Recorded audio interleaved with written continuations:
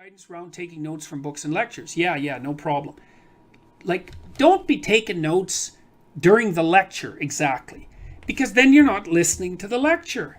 It's like, listen to the lecture and then take notes afterwards. Now, that doesn't work for every discipline, but it certainly works for disciplines. Like students in my lectures, I always tell them, don't take notes during the lecture. Listen to the damn lecture.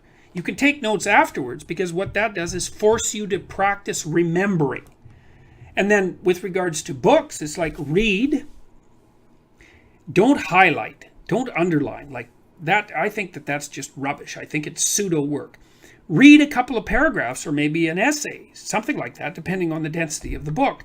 Close the book. Think about it. Write down what you're thinking. Write down what you remember. But in the context of what you're thinking about, because that instantiates it into your memory and puts it at hand. Like, people ask me, for example, how it is that I can remember all the things that I talk about extemporaneously when I'm lecturing. And the reason for that is because I've thought them through.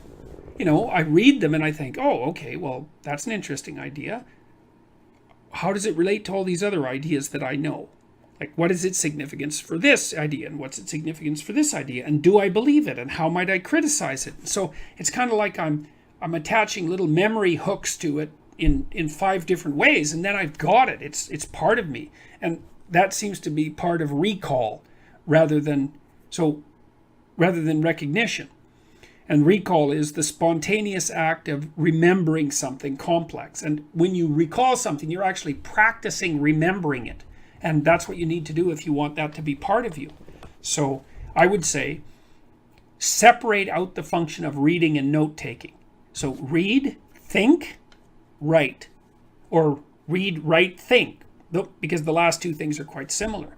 But don't like read the book and then read a sentence and then write down that sentence. That's not helpful.